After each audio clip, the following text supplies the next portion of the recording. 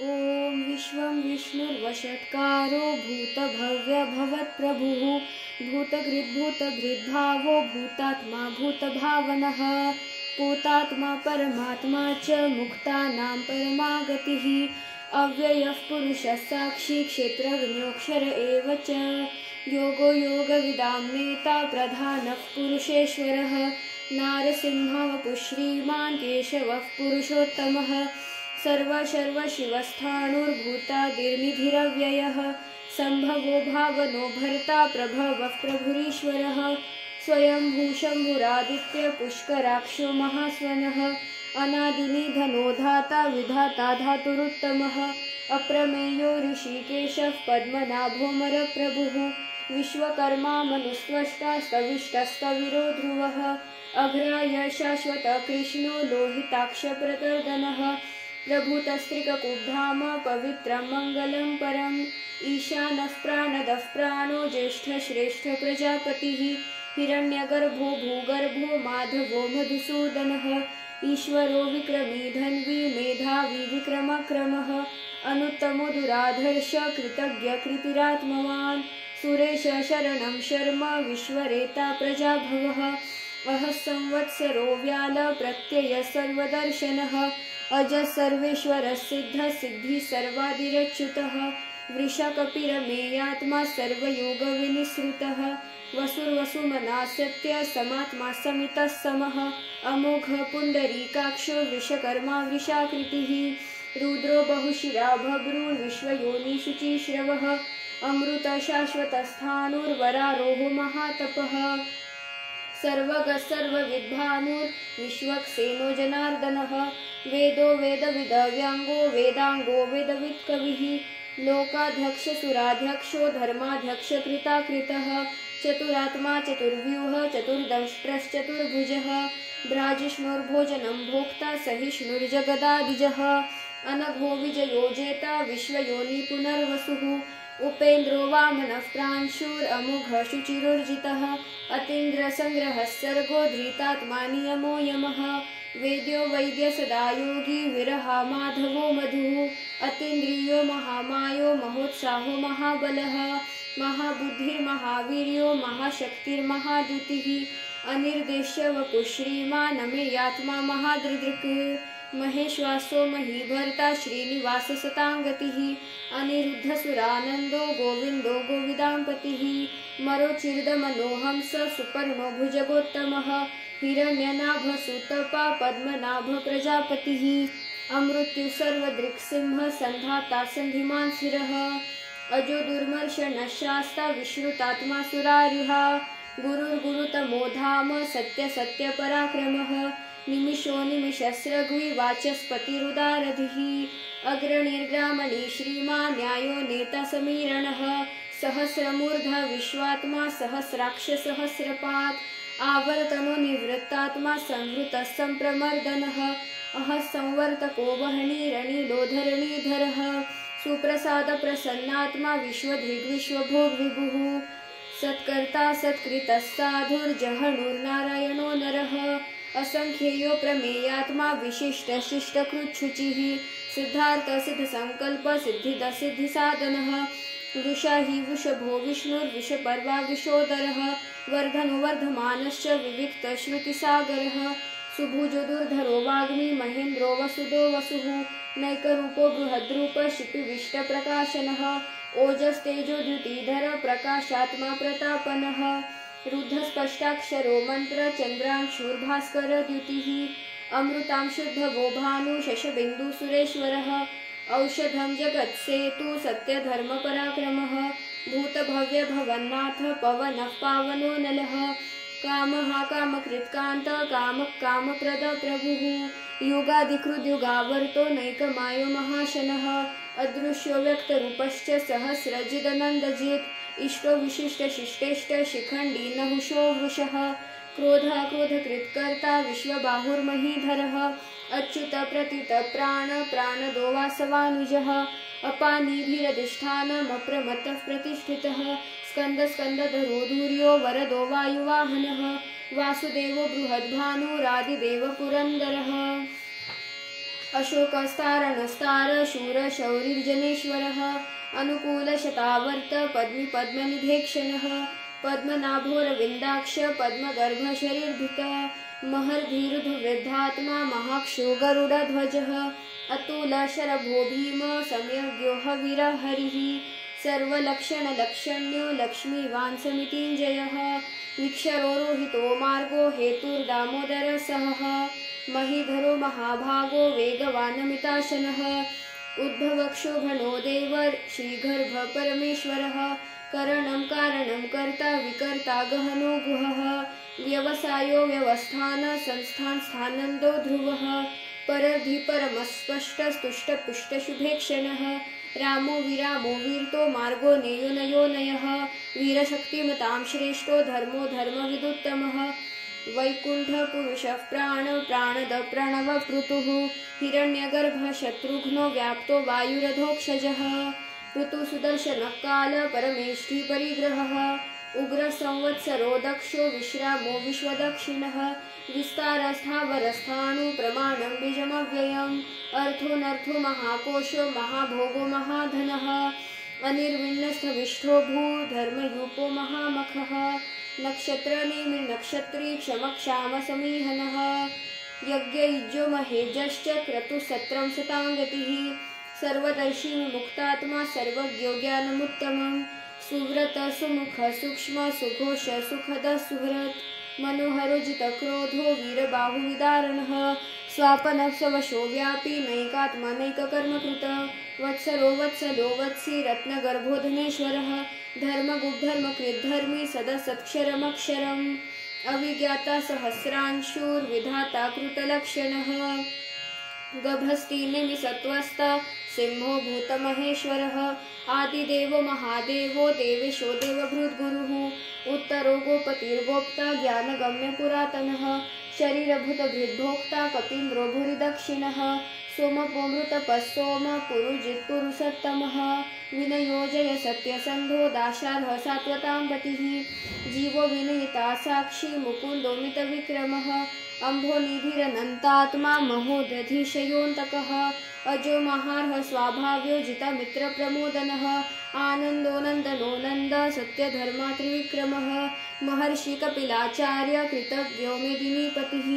त्रिपदस्त्रिदशाध्यक्षो महाशृङ्गकृतान्तकृत् महावराहो गोविन्द सुषेण कनकाङ्गदी गुह्यो गभीरो गहनो गुप्तश्चक्रगदाधरः वेधास्वङ्गोचितकृष्णो दृढसङ्कर्षणोच्युतः वरुणो वारुणो वृक्ष पुष्कराक्षो महामनः भगवान् भगहानन्दी वनमाली हलायुधः आदित्यो ज्योतिरादित्य सहिष्णुर्गतिसत्तमः सुधन्वाखण्ड परशुर् दारुणो द्रविणप्रदः दिवस्पृक् सर्वदृग्व्यासो वाचस्पतिरयो निजः त्रिसामासामगस्साम निर्वाणं भेषजं भिषक् संन्यासकृच्छमशान्तो निष्ठा शान्तिपरायणम् शुभाङ्ग शान्तिदस्रष्टाक्ष कुमुदकुवलेशयः गोहितो गोपतिर्गोप्ता वृषभाक्षो वृषप्रियः अनिवर्ति निवृत्तात्मा संक्षेप्ताक्षेमकृच्छिवः श्रीवत्स वक्षा श्रीवास श्रीपति श्रीमतांवरः श्रीद श्रीश श्रीनिवास श्रीनिधि श्रीविभावनः श्रीधर श्रीकर श्रेय श्रीमान् लोकत्रयाश्रयः स्वक्ष स्वङ्गशतानन्दो नन्दिर्ज्योतिर्गणेश्वरः विजितात्मा विधेयात्मा सत्कीर्तिच्छिन्न संशयः उदीर्ण सर्वतस्काक्षुर अनीश शाश्वतस्थिरः भूषयो भूषणो भूतिर्विशोकशोकनाशनः अर्चस्मादर्चितकुम्भो विशुद्धात्मा विशोधनः अनिरुद्ध प्रतिरथ प्रद्युम्नो मितविक्रमः कालनेमिनि हावीर शौरी शूरर्जनेश्वरः त्रिलोकात्मा त्रिलोकेश केशवकेशिहा हरिः कामदेव कामपाल कामिकान्तकृतागमः अनिर्देश्यवपुर्विष्णुर्वीरो धनञ्जयः ब्रह्मण्यो ब्रह्मकृद्ब्रह्मा ब्रह्म ब्रह्मविवर्धनः ब्रह्मविद् ब्राह्मणो ब्रह्मी ब्रह्मज्ञो ब्राह्मणप्रियः महाक्रमो महाकर्मा महातेजा महोरगः महाक्रतुर्महायज्वा महायज्ञो महाहविः स्तव्यस्तव प्रिय स्तोत्रं स्तुतिस्तोतारणप्रियः पूर्णपुरयिता पुण्यकीर्तिरनामयः मनोजवस्तीर्थकरो वसुरेता वसुप्रदः वसुप्रदो वासुदेवो वसुर्वसुमना हविः सद्गति सत्कृति सत्ता सद्भुति सत्परायणः शूरसेनो युधोश्रेष्ठः सन्निवाससुयामुनः भूतावासो वासुदेव सर्वासुनिलयो नलः दर्पः दर्पदो दुप्तो दुर्धरोऽथ पराजितः विश्वमूर्तिर्महामूर्तिर्दीप्तमूर्तिरमूर्तिमान् अनेकमूर्तिरव्यक्तशतमूर्तिशताननः एकोनैकसवकः किं तत्पदमनुत्तमं लोकबन्धुरलोकनाथो बाधवो भक्तवत्सलः सुवर्णवर्णो हेमांगो वरांगश्चन्दनाङ्गदी वीरः विषमशून्यो घृता क्षीरचलशलः अमानिमानदो मान्यो लोकस्वामी त्रिलोकधृक् सुमेधामेधजोधन्य सत्यमेधाधराधरः तेजो वृषोद्युतिधरः सर्वशस्त्रभूताम्बरः प्रग्रहो निग्रहो व्यग्रो नैकशृङ्गो गदाग्रजः चतुर्मूर्तिश्चतुर्बाहुश्चतुर्व्यूहश्चतुर्गतिः चतुरात्मा चतुर्भावश्चतुर्वेदविदेकपात् समावर्तो निवृत्तात्मा दुर्जयो दुरतिक्रमः दुर्लभो दुर्गमो दुर्गो दुरावासो दुरारिहा शुभांगो लोकसारंग सुतंतुस्तंतुवर्धनः इंद्रकर्मा महाकर्मा कृतकर्मा कृतागमः उद्भवसुन्दरसुन्दो रत्ननाभसुलोचनः अर्को आजसनशृङ्गी सजयन्तः सर्वविजयी सुवर्णबिन्दुरक्षोभ्य सर्ववागीश्वरेश्वरः महारथो महागर्तो महाभूतो महानिधिः कुमुदकुन्दरकुन्द पर्जन्यपावनो नीलः अमृताशोऽमृतवपुः सर्वज्ञ सर्वतोमुखः सुलभः सुव्रतसिद्धः शत्रुजिच्छत्रुतापनः न्यग्रोधोदुम्बरोऽश्वत्थश्चाणुरान्ध्रनिषूदनः सहस्राची सप्तजिह्वः सप्तैधा सप्तवाहनः अमूर्तिरनघोचिन्त्यो भयकृद्भयनाशनः अणुर्बृहत्कुशस्थूलो गुणभृन्निर्गुणो महान् अधृतस्वधृतस्वास्य प्राग्वंशो वंशवर्धनः भारभृत्कथितो योगी योगीश सर्वकामदः श्रमणक्षाम सुपर्णो वायुवाहनः धनुर्धरो धनुर्वेदो दण्डो दमयिता दमः अपराजित सर्वसहो नियन्ता नियमो यमः सत्त्ववान् सात्विकः सत्यधर्मपरायणः अभिप्राय प्रियार्होर्ह प्रियकृत्कृतिवर्धनः विहाय सगतिर्ज्योति सुरुचिर्हुतभृग्विभुः रविविरोचनः सूर्य सवितारविलोचनः अनन्तो हुतभुग्भोक्ता सुखदोनैकजोग्रजः अनिर्विण्णसदामर्षि लोकाधिष्ठानमद्भुत सनातनतम कपिल कपिरव्ययः स्वस्ति दस्वस्ति कृत् स्वस्ति स्वस्ति भुक् स्वस्ति दक्षिणः अरौद्रकुण्डली चक्री विक्रमयुजितशासनः शब्दातिगशब्दसः शिशिरशर्वरीकरः अकूरपेशलो दक्षो दक्षिणक्षमिनाम्बरः विद्वत्तमो विद्भय पुण्यश्रवणकीर्तनः उत्तारणो दुष्कृतिः पुण्यदुःस्वप्ननाशनः वीरः रक्षणः सन्तो जीवनपर्यवस्थितः अनन्तरूपोऽनन्तः श्रीजितमन्युर्भयापहः चतुरश्रो गभीरात्मा विदिशो व्यादिशो दिशः अनादिर्भूर्भुवो लक्ष्मी सुवीरो रुचिराङ्गदः जननो जनजन्मादिर्भीमो भीमपराक्रमः आधारनिलयो धाता पुष्पहासप्रजागरः ऊर्ध्वगसत्पथाचार प्राणदप्रणवप्रणः प्रमाणं प्राणनिलय प्राणभृत् प्राणजीवनः तत्त्वं तत्त्वविदेकात्मा जन्म मृत्युजरातिगः भूर्भुवस्वस्तरुस्तार सविता प्रपितामहः यज्ञो यज्ञपतिर्यज्वा यज्ञाङ्गो यज्ञवाहनः यज्ञभृद्यज्ञकृद्यज्ञी यज्ञभोग्यज्ञसाधनः यज्ञान्तकृत् यज्ञगुह्यम् अन्नम् अन्नाद एव च आत्मयोनि स्वयं जातो वैखानः सामगायनः देवकीनन्दनः स्रष्टा क्षितिश पापनाशनः शङ्खभृनन्दकी चक्री शार्ग धन्वा गदाधरः रथाङ्गपाणिरक्षोभ्य सर्वप्रहरणायुधः सर्वप्रहराणायुध ॐ नम इति वनमाली गदेशार्गी शङ्खी चक्री च नन्दकी श्रीमान्नारायणो विष्णुर्वासुदेवोऽभिरक्षतु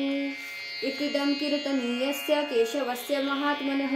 नाम्नां सहस्रं दिव्यानाम् अशेषेण प्रकीर्तितं य इदं शृणुयात् नित्यं यश्चापि परिकीर्तयेत् नाशुभं प्राप्नुयात् किञ्चित् सोमुत्रेह च मानवः वेदाङ्गो ब्राह्मणः स्यात् क्षत्रियो विजयी भवेत् वैश्वधनसमृद्धः स्यात् शूद्रसुखमवाप्नुयात् धर्मार्थी प्राप्नुयात् धर्मम् अर्थार्थी च अर्थमाप्नुयात् कामान् अवप्नुयात् कामी प्रजार्थी चाप्नुयात् प्रजः भक्तिमान्य सदोत्थाय शुचिस्तगतमानसः सहस्र वासुदेवस्य नाम्नामेतत् प्रकीर्तयेत् यश प्राप्नोति विपुलं ज्ञाति प्राधान्यमेव च अचलां श्रियमाप्नोति श्रेय प्राप्नोत्यनुत्तमं न भयं क्वचिदाप्नोति वीर्यं तेजश्च विन्दति भवत्यरोगो द्युतिमान् बलरूपगुणान्वितः वासुदेवाश्रयो मर्त्यो वासुदेवपरायणः सर्वपापविशुद्धात्मा याति ब्रह्म सनातनम् इमं स्तवमधीयान् श्रद्धा भक्तिसमन्वितः युज्येतात्मा सुखशान्ति श्रीधृति स्मृतिकीर्तिभिः सर्वागमानमाचार प्रथमं परिकल्पते आचार प्रभवो धर्मो धर्मस्य प्रभुरच्युतः